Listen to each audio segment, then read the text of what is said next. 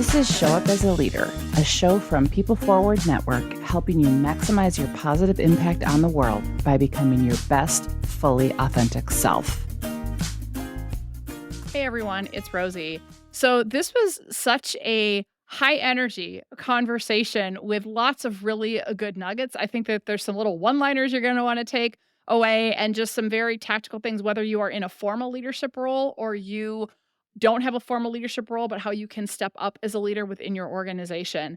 I had this great conversation with Carajane Searcy Moore. She is the president and partner of Big Hunt Sales, and they do all kinds of great sales training, consultation, the list goes on, and very successful. And she shares a story of how she reluctantly had to step up and step in as a leader in her own company. And you'll hear more about that. And that's a theme that runs through this episode is what does it actually mean to step up and step in? And when you hear someone saying, well, they're not stepping up or they are stepping up, how do we actually get aligned and really clear of what that looks like? And we talk a lot about how change efforts fail because of lack of clarity, lack of alignment on being clear of expectations and done. So again, lots of stuff there. We also talk about how on an organizational level that your speed to growth and effectiveness is directly proportionate to your speed to change and why we need to really rethink how we approach change for ourselves in an organization. You're going to listen for, she talks about a black pen, red pen strategy. She talks about the importance of complaining up, but not complaining down and where that goes. And I will tell you the closing question on what she challenges leaders everywhere to practice is just like a mic drop moment, like, yes. So just lots of good richness in this conversation. Take a listen.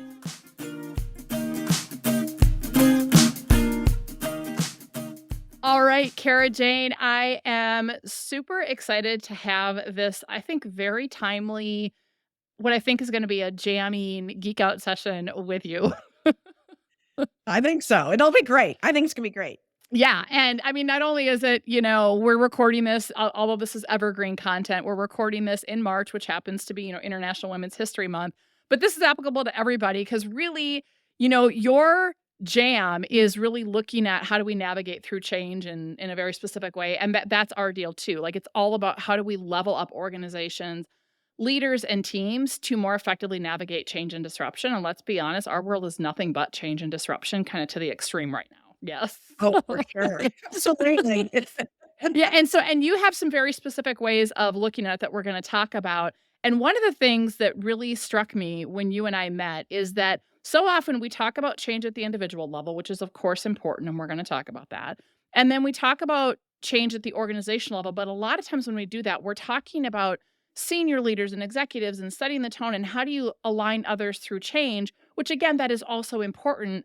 But in so many initiatives and why so many culture initiatives and change initiatives and strategy rollouts fail in practice is because we're not considering that middle level manager, which really is kind of the glue of the organization. We're not leveling that group of people up to step up and show up. So talk to me about why this is so important to you and kind of what got you into this focus area. Yeah, absolutely. Because I think, as we talked, my kind of evolution to this role was a little circuitous, maybe, or maybe it was really direct and fast. And so we'll talk a little bit about that. But I came into the business and my brother and I are partners. And it's actually, at one point, it was the three of us, the Irish triplets. So my brothers are identical twins. And then I was just 11 months younger. So 3 babies, 1 year, Irish triplets. Oh, man, your mom. Whew, bless her. Okay. You do have to wonder, but that's okay. It's a whole separate conversation. We'll do that another day, right? And so what ended up happening is my brother Tom was kind of the face of the business. And then I kind of was in the one closing the sales, managing the contracts, and et cetera.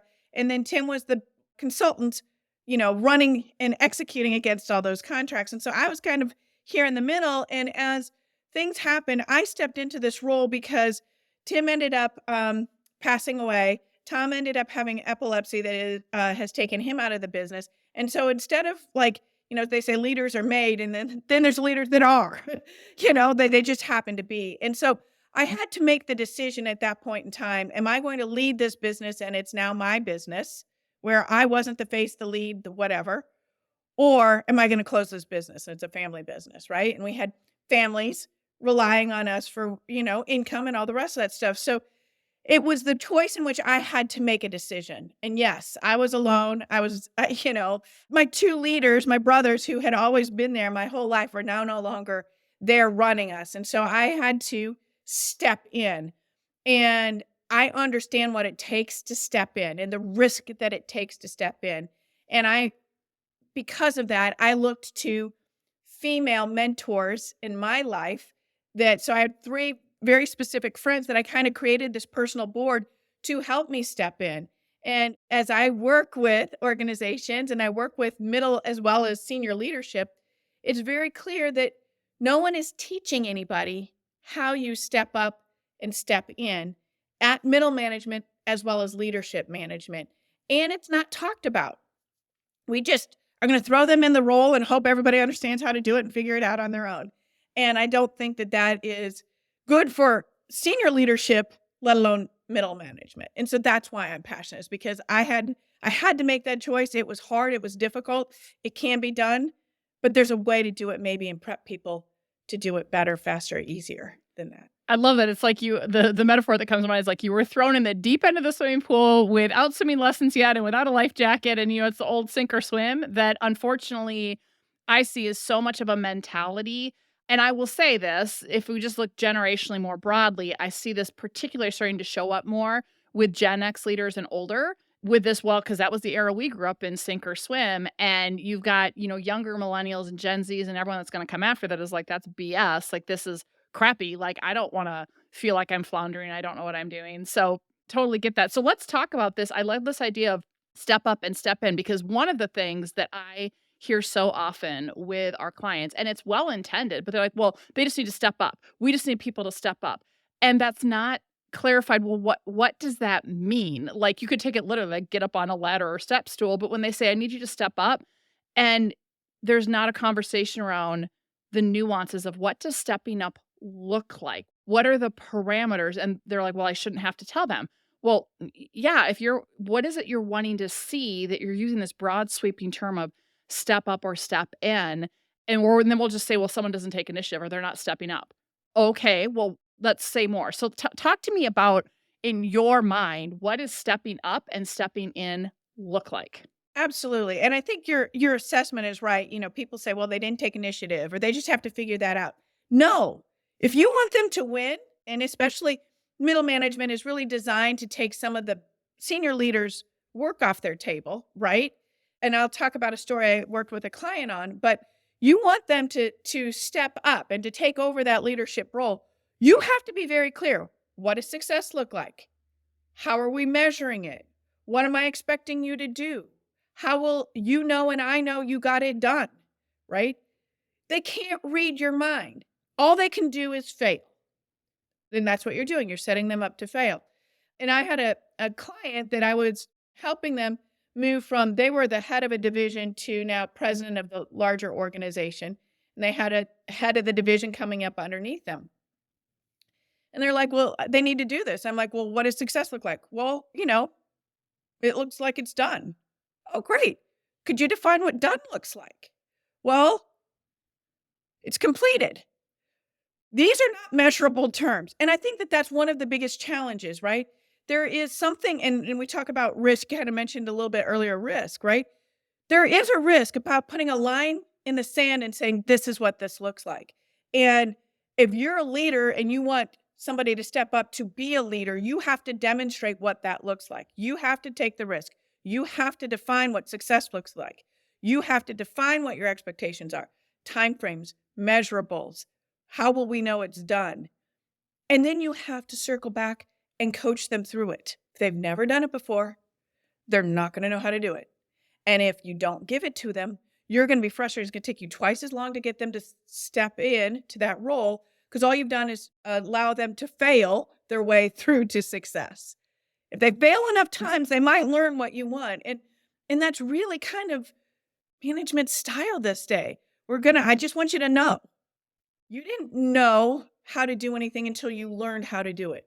These skills are not inherent skills. They are learned skills. And so we need to teach. And so that part of what does that mean is it means as the leader, defining what you expect of them, right? It means measurables, timeframes, and management. That's really what it means. Yeah. Well, and you know what's so funny is that, people might be listening to this thinking, well, duh, isn't that kind of management 101? But here's what I can tell you. So we wrapped up doing analysis of 5 years of leader coaching data, and we've identified these 7 faulty programs that fundamentally get in people's way. And what's so funny is we have so many leaders that are actually trying to work on getting better at giving growth feedback and fostering accountability, but they can't. It's easier said than done because they have this sense of, well, but if I lay out clear expectations, then I'm being micromanaging or I'm being too controlling. Or there's this fear of, well, I don't want to have to hold people accountable because I don't want to be a bad guy. So they might have people pleasing tendencies. There's a whole lot of reasons why we move away from it, or people go the other extreme where they are, quote unquote, holding people accountable rather than building and developing accountable people in teams. And so then it is that control freak tendency. So there's a whole lot of different ways that we undermine ourselves subconsciously to get in the way of this. But something you said really struck me because I was literally having a conversation with one of our clients last week. And there is a leader who is on track to become a senior leader or a partner in this organization. And so there have been many conversations of, well, what are the expectations of partner level work and what does this look like and all of these types of things. And so the frustration is this person is like, I'm meeting those expectations. I'm checking the box. I don't understand. But then over here, they're like, well, but he's just checking the box. He's not doing enough. And I'm like, oh, good Lord. And so we had a conversation saying, okay, so if you're going to create parameters and tell people these are the things that you need to be able to do or demonstrate to show us that you're ready for the next level, then you have to honor that. And if there's something missing from that list, and they're like, well, it's subtle, it's people skills, it's this or that. Well, then have that conversation of what does that look like and give some examples and coach them through it. But you can't just say, well, this person's checking the box, but we need more. And so we said, like with what done looks like, one of the things that I've been coming back to lately is there is, aligning on what done, like measurables and deadlines. And is it a draft or is it ready for prime time or is it, this or is it that? But also I've come back to, okay, what is ideal and what is acceptable? Because so often we get stuck on an ideal and then all the crap starts. And it's like, okay, so we're aligning on what done looks like. But as we align on done, we're aligning on the ideal outcome here. Like I had another client, they were losing a contract and they were trying to salvage it and they knew that it was pretty dicey. But I'm like, even if you lose the contract throughout this process, what is ideal? Right? Ideal is we save the contract and the relationship's groovy and blah, blah, blah, blah. And what is acceptable? Well, they walk away from this no longer hating us and being, a detractor, but at least they walk away being neutral or, whatever. Right. And so I don't think we have those conversations. We just go off of like a utopia. And then we don't even think that there's a sliding scale even along done. And are we having that conversation too? Well, I think that that's a really good point. Are we having that conversation? What does done look like? The sliding scale.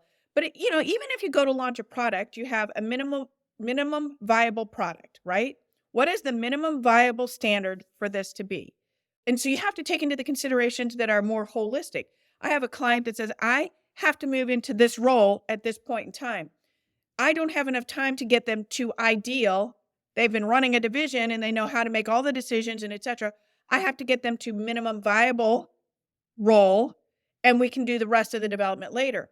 But to your point, nobody's really defining what is minimum viable versus what is the rest so that you can stage in what's acceptable. This is done here. This is what done looks like here. This is what done looks like here. And so I think that to your point, they're not having the conversation, but they're not even thinking about it that way. I think that that's the big thing. This is how I always did it, so this is how it's supposed to be done. No, what you're doing is hiring them to get you an outcome. The measurables are the outcome. The measurables are not the how. And I think that also gets into the I'm micromanaging. You micromanage if you are trying to micromanage a how. There are times you have experience that says this how is best utilized in this situation. And there are times where it doesn't really matter what the how is. It's the outcome that you really are trying to accomplish. And so it's a leader's job to spend the time to think through that and then to be able to have the conversation and articulate it and communicate. I mean, the biggest problem in all situations, I can't even name a situation. If you aren't communicating, that's where the problem starts. If you aren't having the clear conversations, the clear discussions, the clear measurables, and the clear expectations, that's where the problem is. It's not that people don't care, they don't want to, or they don't want to do what's best. All they're trying to do, and people want to learn, they want to first not get it wrong, then they want to get it right, and then they want to get it better. And if they don't know what not wrong is, they can't get it right. And if they don't know what right is, they can't get it better. And so as a leader, and to your point, this generation doesn't want to have to lay it all out. They want people to just figure it out. Yeah, And like you should just know or figure out, I don't have the time for that. I'm like, well, if you don't have the time, you shouldn't be leading people. But that's a whole other conversation. But separate conversation, but you got to spell it out for them to be successful in the role you're asking them to play. yeah, and I would also say for people who are listening that don't have a formal leadership role, because we believe everybody can show up as a leader, but it's also something to think about of how do you lead up? Because I also see so many people that get frustrated because they do have a leader that on one hand, they're really grateful that their leader supports autonomy and is pretty hands off and isn't, up in their face every, 30 seconds. But on the flip side, they also get frustrated because when there is something new that they haven't done before, or there's something that's complex, or there's a sense of urgency where maybe their competency isn't exactly where it needs to be yet, right? They're still growing and developing. And then you're not getting that direction from your leader. Then they feel like they're dropped in the sink or swim, drop into that shallow or that deep end of the water without a safety net. And it feels really, really crummy. They're being under supervised in that moment. And so it's a way that, like, if you're sitting here going, I have no idea what done looks like. I have an idea, but I haven't checked it with my leader to find out, does that person agree with me? It's an opportunity to ask for, because I think you're right. If we're not having that conversation, and if we're sitting back frustrated, well, this is where you can show up as a leader and ask for the clarity that you need if your formal leader is not providing it, rather than sitting back and getting pissed off or whining or moping. And then, the other thing that popped in my head that I think is also critical is when we think about, you said here's how to not, what does wrong look like or not getting it right, so we can get it right, so we can get it better. What so often is we have such an action bias that we jump to get into action to solve, but we're not actually clear of what we're solving for. It's like, just fix this. And then we're like, but what are we actually fixing? Like 10 different people might have well, they think it's this, but it might be this. Well, we did that before. It's not working. And someone's just like, I just need this shit fixed. And it's like, well, okay. And sometimes it's not a quick conversation. It can be a long, cringy conversation to try to unpack what are we actually solving for. And I see this all the time on teams where they're running off and they're making plans and strategies, and you take a step back and go, okay, we have all this work or all this action, but what are we actually trying to solve for? And nobody knows. Right. One of the things you said that I think is really important that I want to maybe double click on is the idea that you can step up and be the leader if you're not getting the leadership from your leader. And you're like, well, how do you do that? Here's the thing. The best way to do it is we're talking about a black pen, red pen strategy. You draft what you think success is supposed to look like based on what has been given to you. And then you take it to them and allow them to red pen it back to you. By you carrying the first half of the water, you've demonstrated that you understand that you have an expectation placed on you. You're demonstrating what you think the expectation outcomes are supposed to be and the time frame and how it's going to be measured. You might be wrong, but you know what? You've carried half the water, and now this person can step it. That demonstrates that you are stepping up. I am understanding you have given me something. I want to take ownership of it. So here's what I'm going to do. This is what I think it is. This is what the expectations are. This is the time frame I'm looking at doing it. Is this what you're looking for? That way, we're not having to co-collaborate from the very beginning. I'll be honest, I'm one of those leaders. I'm moving fast. I got a lot of things going. And so my team is, if you don't understand the deadline, your problem, you got to come back to me. If I didn't give it to you, you're expected to understand what it is. So you have to ask for it. If you don't know what the priorities are, you have to ask for them. Now, I try really hard to give them, but I'll tell you, I am not 100% right. I don't get it all the way. Wait, you're not perfect? What? Tell anybody. Don't tell anybody. But so often we expect, and then we're like, well, my leader didn't tell me, so then we like, no, like if your leader missed a detail, they're freaking human. Go ask. So sorry, I just had to be like, Well, that's so my point is I've set that expectation for my team. It is your job. If I give you a project, it is your job to meet the expectations of the project, which means if you don't have a deadline, it's your responsibility to get a deadline. If you don't understand what done looks like, it's your job to get done. If you don't have a budget, it's your job to get a budget. So there are times I might miss some of those details, but my expectation of the team is it's their job to go get those pieces from me, right? And if there's places where you have no idea where to start, here's a great example. So many people are like, you need to be using AI. I hear managers say that you need to be using AI. Okay. And our business is Hunt Big Sales. And so you got sales leaders and CROs going, you should be using AI in your sales process. And the sales reps are going, what? Do what? Like, where do you want me to start in this vast, like in what facet? Because you could use it in 50 million different ways. Yeah. Right. Exactly. And so my point being is there's always the opportunity to go to somebody else to help you. If you don't know an area or a situation or whatever, go to the marketplace, do some research on your own. Hey, use ChatGPT and ask some questions. My point being is take some of the ownership on yourself to get some clarity to bring back to the conversation. By doing that, you are then taking on a leadership role. You are adding in and then supporting a leader who needs to get a problem done, and you're demonstrating you know how to think, how to solve a problem. And that's where you're stepping into, right? Or stepping up to a position. Even if you don't have people beneath you, you can take leadership roles.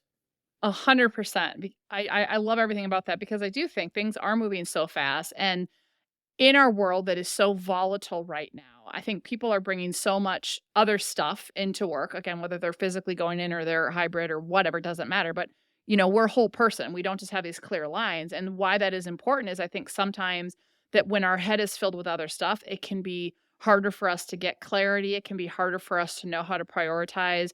Some people can kind of get into this almost like deer in a headlight, not knowing which end is up. And it doesn't mean they're not effective. It just means they need a little bit more direction, so to speak. And so sometimes we can just sit back and go, not my problem, or cast the web of blame and judgment. Their management, my leader, the organization, wherever that us versus them is not giving me what I need.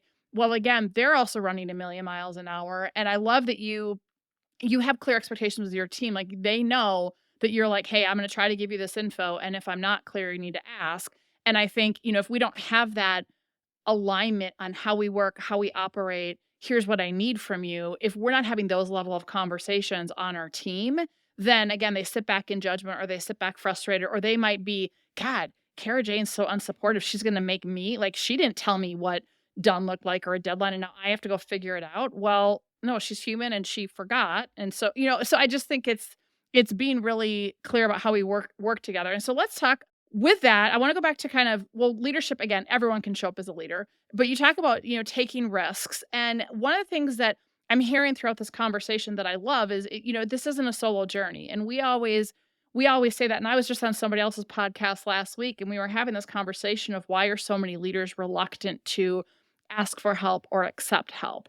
And I was talking about how, because we can have this underlying faulty programming that tells us somehow that we have to shoulder the burdens. Either we can't rely on people or we don't want to be selfish or we don't want to add additional stress to them or it's going to make us look weak or whatever the head trash is that comes in. But sometimes it's easier said than done. Like, yeah, lean on your mentor or yeah, go do this. But there are times where leadership also is a very lonely journey. So can you talk a little bit about what your experience is of when we really need to ramp up and get over this idea that we have to go it alone? And when is it like, yeah, it's going to be lonely and here's what you just need to like expect? Because there's a lot of these conversations that are going on right now. Yeah. So that's one of the things that I also think we don't really communicate to management as they start to come up, right? Oftentimes, if you promote from within, they have a group of friends that they're working with and they all talk together and et cetera. And now they're going to be over that group. Okay. Well, now that relationship has to change. And so I do think that first and foremost, the conversation has to be as you get older or grow up or take on additional responsibilities, there's certain things you can complain up, you cannot complain down. So that gets challenging. The higher you go, there's less people to complain to. You can't complain even, you can complain up and only up because they're the only people that could potentially solve the problem, right? So it is going to be lonely. And the higher you go, it's the lonelier it's going to get. So it's important that you find, as CEOs, there's a lot of CEO organizations that are cohorts. The point of that is for them to have other people in the same roles in different companies who can talk through some of the challenges they're having. It might be the same challenge that you're having in your company, or to brainstorm over what to do. Well, you need to find your own group of people, whether it's a cohort, it's a trade group that you are a member of a committee on, or it's a set of colleagues within the organization. But the focus of the conversation should not be to complain, but the focus of the conversation is to be productive and to understand what do I need to do? How do I need to do this? Is this a problem you've had? How do you go about solving it? And so part of what you have to do, because it does get lonely, are find the people inside your organization or outside of your organization that you can brainstorm with and that you can talk to as you're working through the elements of your role. So that's one of the first things that I think we have to set the expectations for our leaders that are emerging leaders of how this works and give them examples and places. And the larger organizations that I work with oftentimes have mentorship set up in their organization, that there's a mentor that brings in, that mentors an emerging leader, and they're in different departments or different divisions to allow for the development of emerging leaders. And I think it's important that, once again, it's not a solo journey, but two, you have to take your own agency, your own career into your hands and make the outcomes you're looking for. I love it. And I love that you talked about, complain up. And obviously we don't want to just vent up, but like, hey, I'm frustrated, or I need help, or I'm concerned about this, etc. Versus I'm going to not just complaining down, but not complaining sideways too, because I think what happens so often, and I'm going to say people who are at the middle manager level, not that it can't happen at others, but I see this a lot where they're frustrated. And to your point, they might be now leading people who were formerly their peers, and they're wanting to be buddy, and their team is complaining. And so then they get on the bandwagon, and now it's like, fill in the blank, pick a scapegoat. It's HR. It is, the senior leadership team. It is this group over there, because they want to be in their good graces or be their buddy. But really, when we commit character assassination on our colleagues, then that speaks volumes about, like, what do they say about us when we're not in the room? So if you're going to sit here and vent about HR, you're going to sit here and vent about whatever, but we don't think about that. We think we're building connection in that moment, but connection around venting and complaining is not true connection. Brene Brown talks about false sense of belonging, right? And so I love that you talk about that. And the peer thing is very real, like, depending on the size of the group, but with many of our clients, even just mid-sized clients, will take a group of up to 10 leaders at the same level. So you could do it at, exec level, you could do it director level, whatever levels you have in your organization. But it's been particularly helpful for the mid-level managers and even entry level, where we do peer learning circles. And we do it like once a month, where we might give one little snippet of information that we're going to teach them today. We're talking 10 minutes of the hour. And then like two of them come with like a real problem. And then they sit back and everyone else talks about it while they have to be quiet. And then they get ideas. So it's really about problem solving, not venting about, oh my God, it's okay. Have you encountered this before? Here's things I'm wondering about. And they're listening real time while their peers are talking about their experience or posing questions. And then we have them go, hey, what from that was useful? What did you take? And then it opens up, well, I've thought about this. Hey, I'm going to go do that. And then they report back. So it's a way of almost like kind of group coaching, if you will. Some might call it group therapy, but it's a way of, so often they think their only path is I have to call my leader who's busy as heck, or maybe I don't want to let them know I'm struggling, or HR, where they may or may not have a favorable relationship with that. Like it's a lonely place to be. And so we forget that peer level network, at whatever level that looks like, is so powerful when we can take off our armor and take off our mask and just say, I'm a human being. Has anyone else encountered this? And not make it seem like you're less than, or that you have to have it all together. It's, no, we're all here to learn from each other. So let's just normalize that this is a sticking point, and let's see if anyone has some thoughts, or do we need to go externally or go somewhere else because nobody in this group has actually encountered that, but let's brainstorm together of what direction we could go to find some answers or a path forward. Yeah, no, I absolutely peer networking is critical. And, everybody has to understand the CEO's peer network, the CROs, the COOs. There's all these peer cohort networks at the executive level. It's really important that we start looking at this at the emerging leaders level as well. And they can kind of do some of that on their own. Go to another department and say, "Hey, have you managed this? Have you seen this? Have you experienced this?" But the other side to your point about, we don't want to just vent up. You want to bring problems or whatever, but you got to be able to speak that you're struggling. But the other side of it too is we also have to understand this middle management role is a really rough role, right? So I've got to take all the crap from below me, filter it, take it up to get answers. I got to take all of the instruction, direction, vision of the people above me, filter it to get outcomes out of the people below me. So the role is a rough role. And they have to understand they are expected to play company line going up, right? They bring that down to their people. And when they bring their stuff down to this group, your job is to go direct resources, get what's needed to solve some of the problems so that the work can get done. That is a rough role to be in. And the more you understand what your true role is in that communication continuum, I'm not going to say it's going to get easy, but the clearer it is on how you should be operating within your organization becomes. Yeah, 100%. It's like a sandwich, right? So they're kind of stuck in the middle.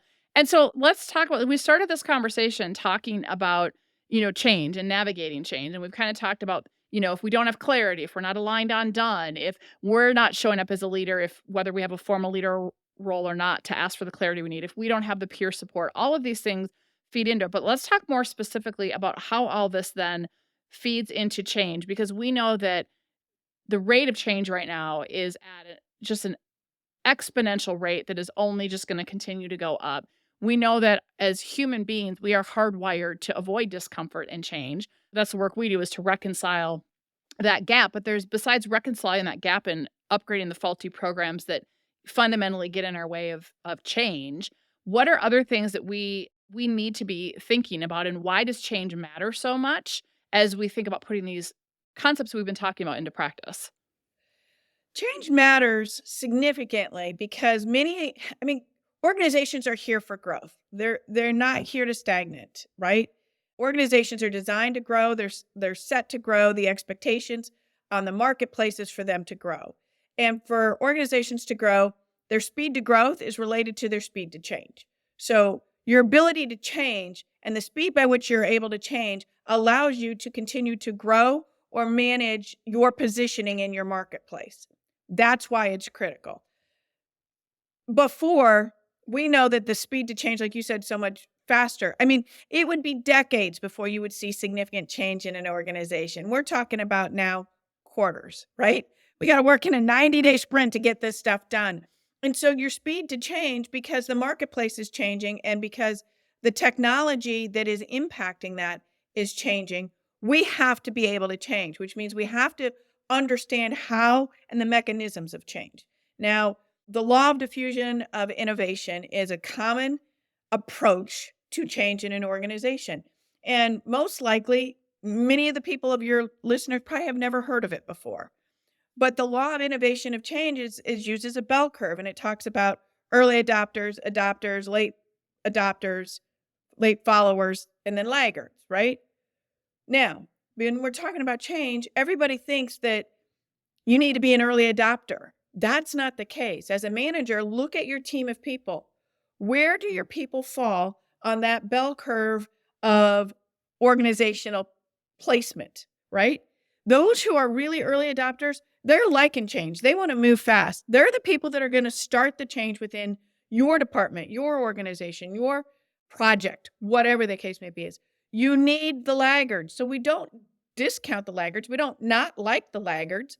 We need the laggards because they're the ones that are going to keep the trains running on time and the new group is moving to another piece. So understand that change is required, change is necessary, Now, what are the tools and management systems I'm going to use to help facilitate change in my organization? Once you can do that, then you can figure out how to accelerate it. But if we just are going, we're changing, and we start doing all this stuff, your team's going to be confused. They aren't going to be able to follow you. And so you're going to end up creating chaos instead of an organized movement to the direction and the place that you're going. I'm curious. I wanna have a, I don't know, maybe like a pushback conversation, because I love the law of diffusion of innovation and we use it all the time, but we use it differently. So maybe it's not a pushback. It's just I'm curious the way you're talking about it, and I can see where you're coming from this. So I love it. I'm having my thinking challenge right now. This is amazing. But so if you think about the whole premise, so people go look it up. We talk about it in our Rehumanizing the Workplace book, and we do use this in cultural change work we do with clients. But this is how we use it: is we talk about the premise of that bell-shaped curve where you have, the innovators, early adopters, whatever, early majority, late majority, what the different titles, but you got the people on the front end of the tail, whatever you call them, are, to your point, those people that, they're standing in line when, Apple releases a new product, even though there's no reviews and they don't know anything about it yet, right? They're the people that, you're right. They are the change makers. They love change, and they are really good for creating that energy and kind of going first, so that the people who are like in the middle of the curve are like, I have a little bit of skepticism, and like, I don't want this to be a flavor of the month, and I want to wait and see what the reviews are like before I'm going to necessarily get on board. So it doesn't mean they're not going to, but they're going to be, it's going to take them longer. They need more of the why and the how and the what does done look like and what's in it for me and all that type of stuff. But then on the tail end where you have the laggards, so I love what you're saying, because the way we talk about it with the laggards is it's not that they're irrelevant, but a lot of times the laggards are never going to come along. And a lot of times they're the people who are also very negative and vocal and might even be like the antithesis of what you're trying to do, depending on what it is. And so what we share with like culture ambassadors that we work with is, we hear all the time, even in like health and wellness, how do we get the people who are hard to reach? How do we get the fill in the blank? And we put all the energy on that laggard end of the curve, and where what the science tells us is you actually focus on the front end of the curve and you build momentum, and kind of almost by osmosis or by default, you let the energy of those innovators and early adopters start to seep into that kind of middle part of the curve, right? And then you leave the laggards alone as long as they're not sabotaging. We say as long as they're not staying and hating, as long as they're not sabotaging, like they're either eventually going to come along or whatever. You're always going to have some. It's a question of how disruptive are they being, and don't give that a lot of energy. What I'm hearing from you is that we also need them, because if we are changing so fast that things don't have a chance to stick, the laggards provide some stability and whatnot. But there is a point where, like, depending on what it is, it's like, if you're not going to get alignment, if you're not going to show up in alignment with a company's purpose and values, or if you're going to absolutely be staying and hating, there's a point where this is counterproductive, and like, peace out. So I'm just curious of your thoughts of how we're using it versus because it seems like there's some overlap, but there's some differences there. Yeah, so a couple of things. First and foremost, I think we're probably saying some things in the same way, but differently. So to your point, there's the people that are early adopters, way out there. They want the new phone before anybody knows anything about it. Okay. But then the next group needs to know, what does the new phone looks like, right? So you have to define each of those steps so you can say, hey, you needed to know this. This is now done. You move, right? Well, that's the energy, that's the excitement, but you still have to have demarcations of when it's time for the next group to move, right? This is the thing that is needed to be accomplished. Your laggards oftentimes are laggards because they're afraid. And we don't want to address their fear. And I will tell you, back to the communication, if you understand what they're afraid of and you understand why they're afraid of it, okay, then you can go, you know what? Those are really solid points. Validate who they are. Once again, as long as they're not haters, as long as they're not sabotaging, right?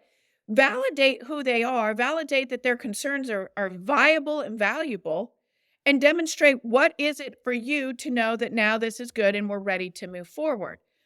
Because the other thing is they're fundamental. This is their fundamental essence of who they are, right? There are people who are way out there excited about new things, and there are people who are laggards. That doesn't make them bad people. And I would tell you, for so many years, especially when you start talking about change, everybody's excited to change, laggards get treated as if they're bad people, right? And we're not recognizing the value the laggards bring to the process. And so if you value them, if you validate them, once again, they can't be sabotaging, they can't, but you listen to them and you understand what they're talking about. Now you can say, these are the elements or the characteristics that have to be true for them to feel comfortable to move to you. Well, now they're part of the change. Nobody wants change done to them. They all want to be a part of change. Now you're making them part of your change. And you're also validating why they need to be where they are. That is an entirely different feel than, come on board, the water's fine. And you're like, there's sharks right there. Yeah. No, water's fine, come on in. It's a miscommunication completely.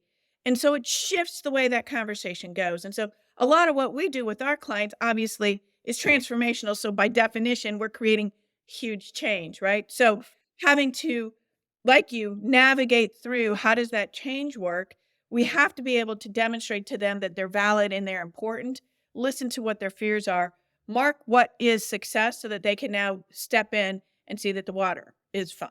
I love the way that you put that. And I do think it's so critical because we either can be dismissive or we can just be like, ooh, shiny object, right? Flavor of the month. And I've had other organizations that are like, the people on the laggard side they're not sabotaging, they're not hating. They're like, we're just going to sit back because we have now seen this 50 times and we're not going to put a whole lot of energy because nothing ever sticks anyway. And if they start to get a sense that, no, it's actually different this time, but they're like, I've been here, done that. I've gotten my head bit off more times than I can count. It's not worth it. I'm just going to wait and see if this one is actually going to stick before I get too excited. Some people also like the newness of change because they're looking for that almost dopamine hit, but they also like, there's something to be said about like the steady, the repetition, the predictability around some things too, because that does calm the nervous system. So, at the end of the day, you're right. It's treat everybody like a human being, but there's also, when people are heavily resistant to something, you're right. There's a fear there. And a lot of times, but if you ask them what they're afraid of, they're like, I'm not afraid. What are you talking about? Type of thing.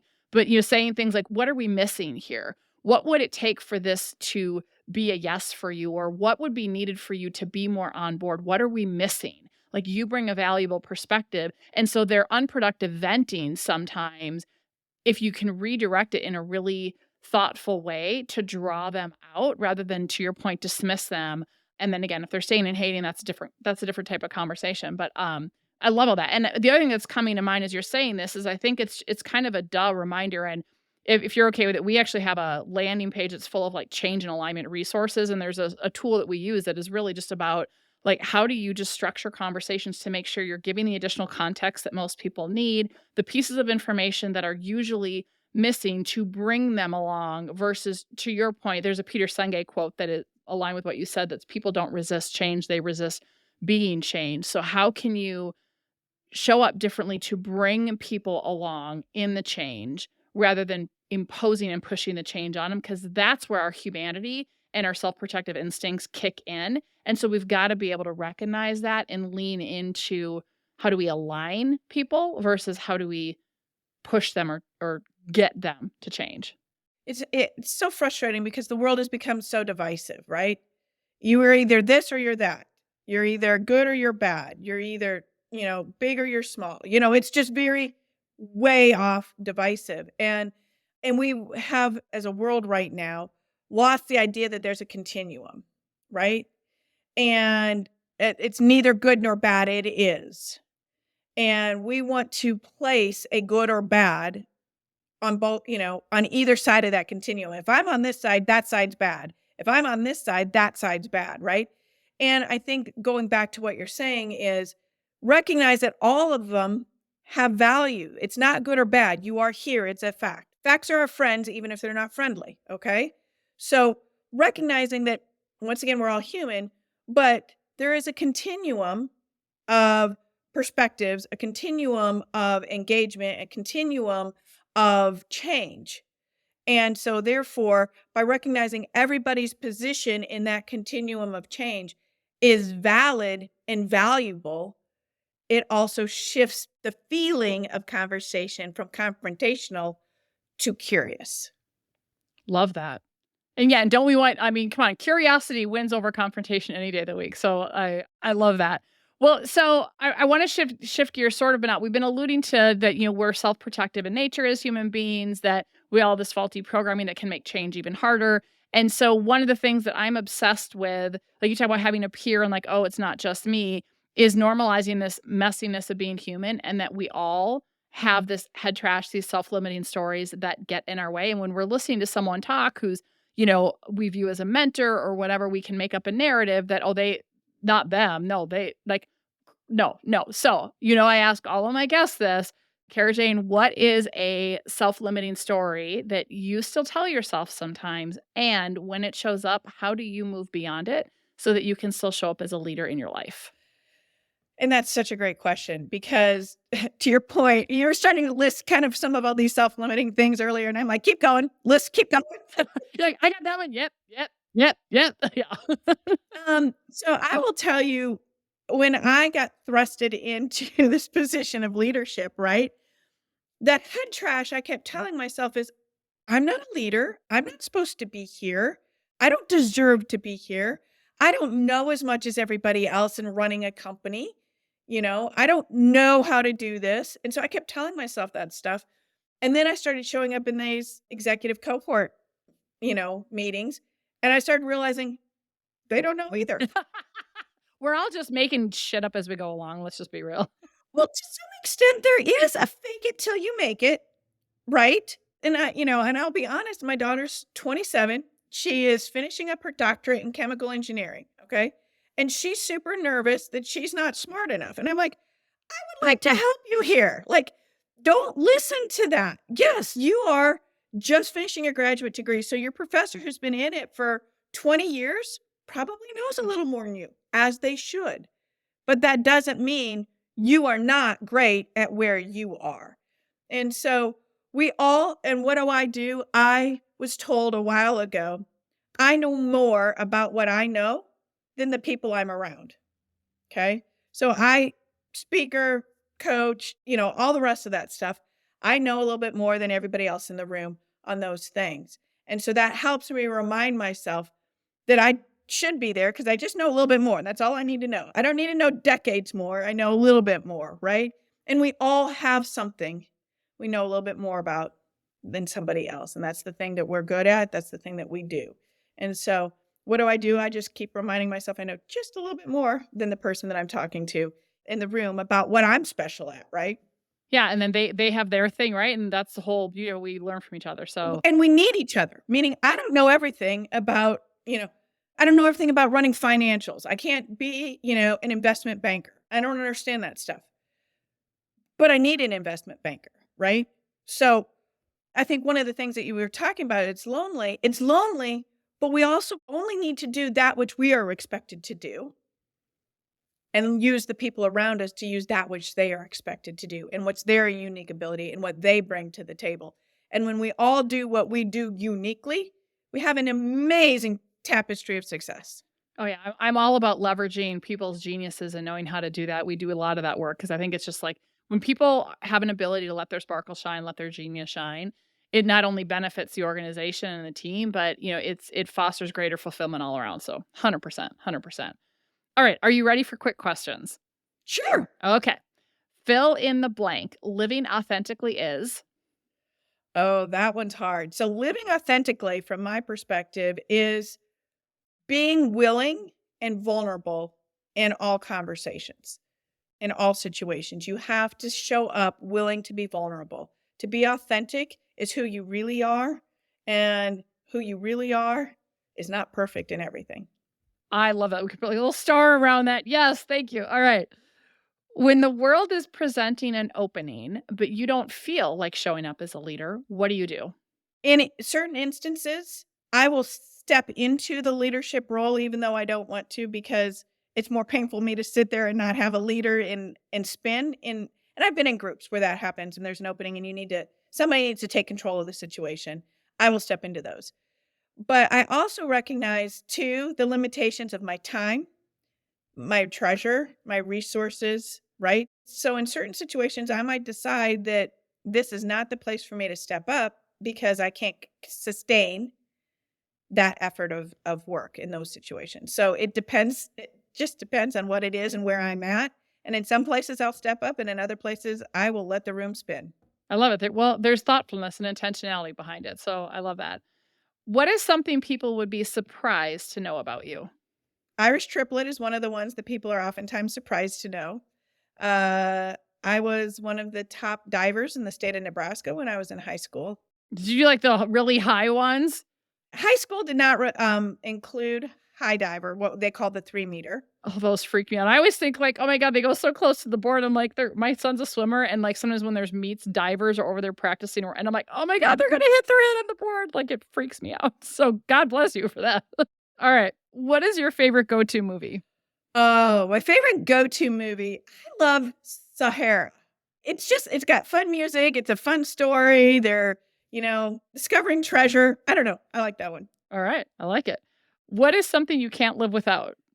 Hot water. But I will tell you, the day that the electricity went out on the house, it's been a long time since I've had electricity gone for a long period of time. And I became very aware that everything in my life is related to electricity.